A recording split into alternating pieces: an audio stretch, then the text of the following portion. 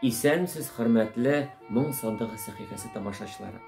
Мин сәхифәдә милли музыка уен кораллары белән генә түгел, шушы уен коралларын ясаучы осталар белән таныштырамын.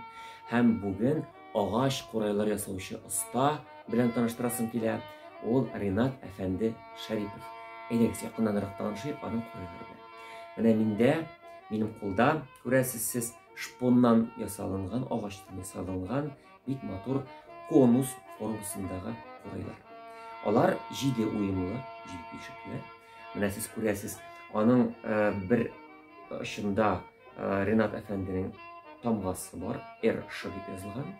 Менә бу ягында курайның тональности, һәм дә инде икенче башында матур итеп матур хәрефләр белән язылган курай дигән язу.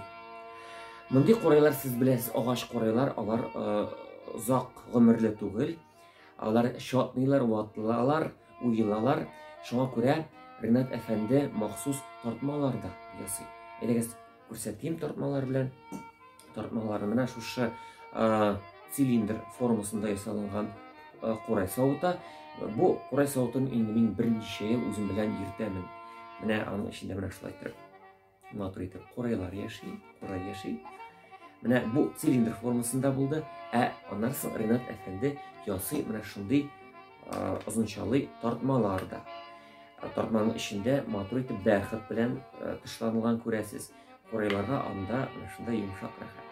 Мондый курайларны инде, хөрмәтле тамашачылар, төрле кунакларга, зур хөрмәтле кунакларга бүләк итеп бирсәк тә оят түгел. Киресенчә, бу безнең милли татар уен коралыбыз, курайыбыз, рәхим итеп алыгыз дип тапшырырга оят түгел. Менә шушындый искиткеч матур курайлар, әле матурна түгел, аның тембры да бик матур. Мондый курайларны инде студия яздырга бик кулай, аның тембры матур. Әйткәнемчә, инде шушы курайның тавышында тыңларга вакыт җиткәндер. Бездә кунакта бүген яңадан Ләйсән Гәрәева һәм Илнар Сафин. Рәхим итегез.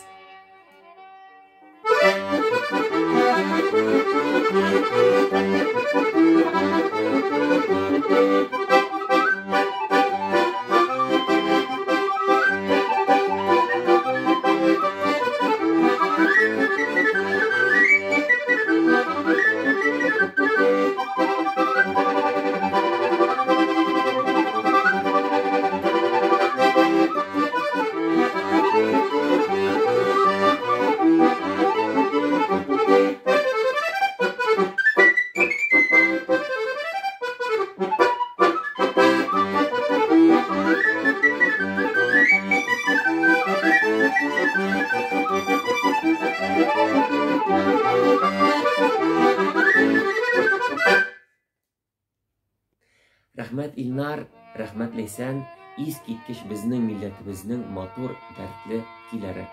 Рәхмәт сезгә, хөрмәтле тамашачылар, киләсе очрашуларга кадәр.